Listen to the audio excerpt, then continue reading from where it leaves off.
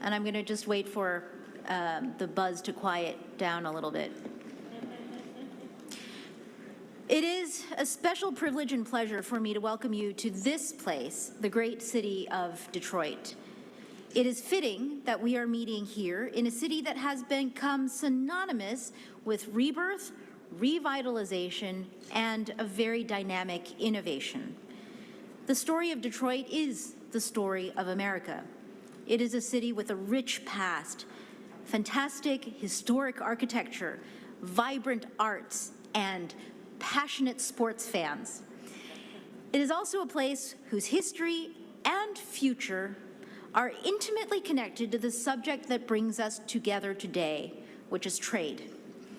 For the United States, this meeting is an opportunity to recognize and honor the generations of working people right up to this present day who have made Detroit an engine of the U.S. economy.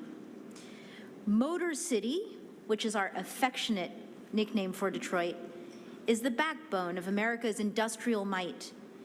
Its fingerprints are all over our nation's history.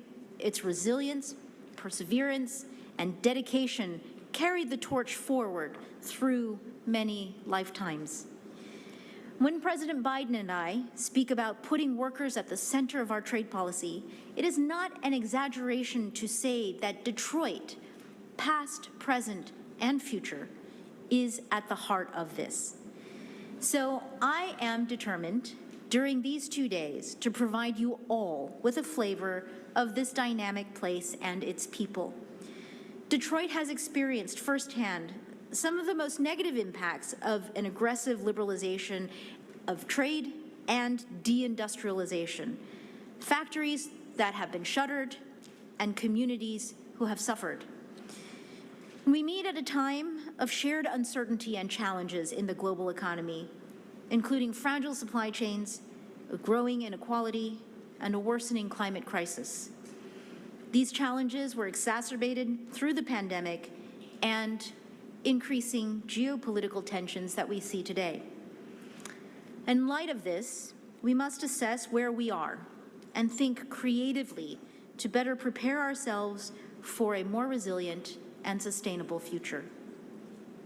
I want to thank our recent APEC hosts, especially Malaysia, New Zealand, and Thailand, for piloting us through some very tough times and for pointing us in the right direction with the Putrajaya Vision, the Aotearoa Plan of Action, and the Bangkok Goals.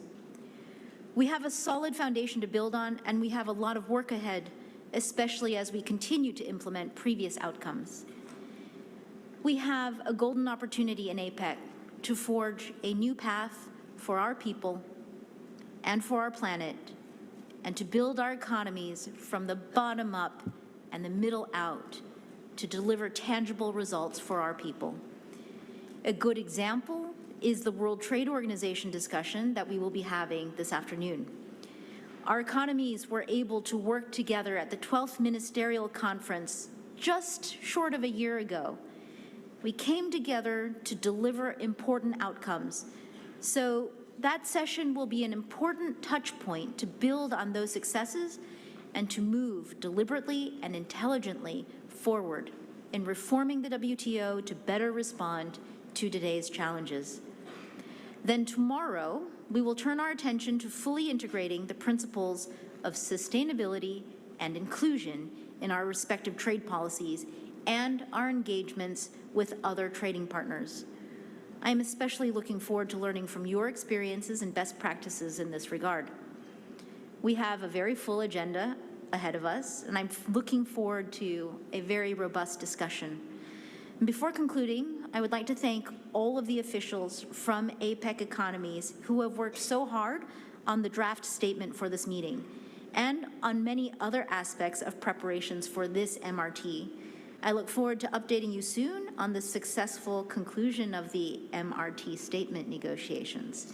With this brief comments, let me once again welcome each of you very warmly to Detroit, and I'm looking forward to a very productive time together. Thank you.